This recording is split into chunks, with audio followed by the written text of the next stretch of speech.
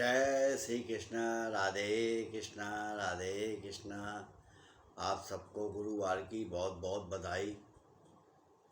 अब मैं आपको बता रहा हूँ, अगर किसी का भाग नसीब अगर बिल्कुल ही रूठ गया है और उसका कोई काम नहीं चल रहा है, जिसमें वो हाथ डाल रहा है उसमें घाटा हो रहा है, कोई सा भी काम कर रहा है उसमें उसको चोट लग रही है। जो कहते हैं ना, जैसे नसीब रूठ गया या नसीब नाराज हो गया।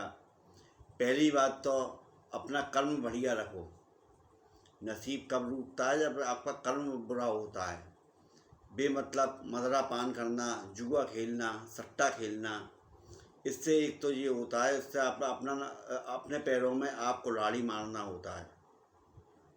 अगर आप ऐसा नहीं करते हैं और फिर भी आपके संग हो रहा है, तो उसका एक मैं बहुत बढ़िया उपाय बता रहा हूँ।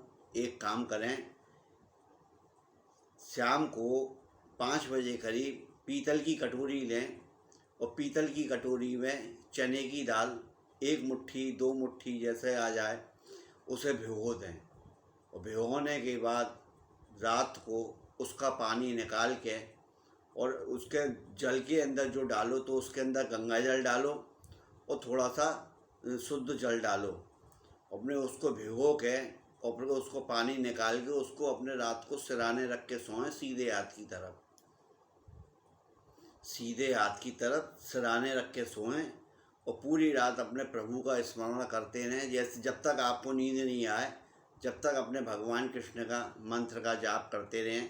श्री कृष्णाय वासुदेवाय हरे परमात्मने प्रणतः क्लेश नाशाय गोविंदाय नमो नमः, इस मंत्र का जाप करते रहें। उसके बाद 11 बार तो मंत्र का जाप कर ही रहें और फिर उसके बाद अपने आप सो जाएं।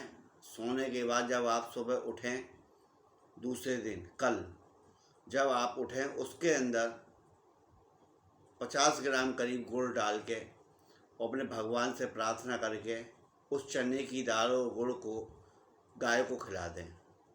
ये आप 7 गुरुवार करें और इस पीरियड में मदिरा पान का सेवन ना करें। अगर इस पीरियड में अगर आप मदिरा पान का सेवन करते हैं तो आपको कोई फ़ायदा नहीं होगा, केवल नुकसान के अलावा। फिर क्या होगा? हमने वो काम किया, फ़ायदा नहीं हुआ, क्या समझे?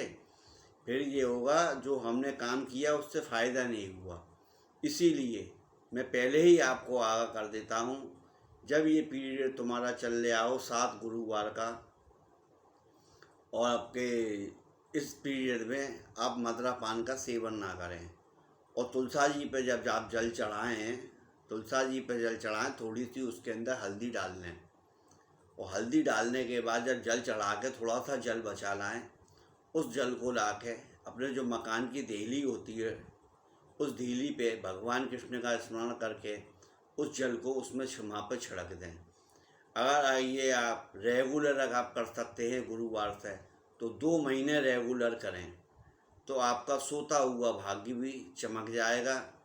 बशर्ते अपने आचार विचार शुद्ध रखें, माता पिता की सेवा करें, क्योंकि सबसे बड़े जीते जागते भगवान माता पिता हैं। अगर आपने माता पिता को तज दिया है या माता पिता की तरफ आपका ध्यान नहीं है, या आपकी घरवाली है, आपकी बीवी है, तुम तो ध्यान रख रहे हो मगर वो ध्यान नहीं रख रही है, तो उसका भी दंड आपको ही भोगने को मिलेगा।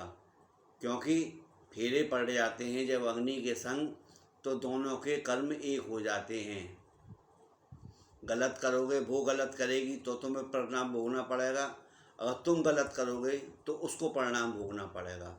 क्यों? जीते जागते भगवान हैं, इसलिए उन भगवान की सेवा करते हुए इस कार्य को करें। आपका मैं गारंटी से कहता हूँ 1001% आपका भाग बहुत जल्दी जागेगा और बहुत अच्छा जागेगा। क्यों? अपने मन को शुद्ध रखो, पवित्र रखो और श्री जी का स्मरण करते रहो, कन्हैया जी का स्मरण करते रहो। बस यही पार लगाने वाले हैं। यह आपको मैं ऐसा उपाय बता रहा हूँ, इसको आपको करेंगे आपको शीघ्र फायदा होगा। लाइक करें, सब्सक्राइब करें, फॉलो करें, क्योंकि मेरी वीडियो में मैं गूढ़ रहस्य की बातें लाता हूँ, बाकी की और बातें नहीं लाता हूँ। मैं गूढ़ रहस्य वाली बातें हैं, अगर आप समझ जाओगे तो आपके हाथ में सोना ही सोना है, नहीं तो मट्टी तो बनी पड़ी हुई है। आज के आनंद की जय जयकार हो। जय श्री राधे राधे, शाम की जय।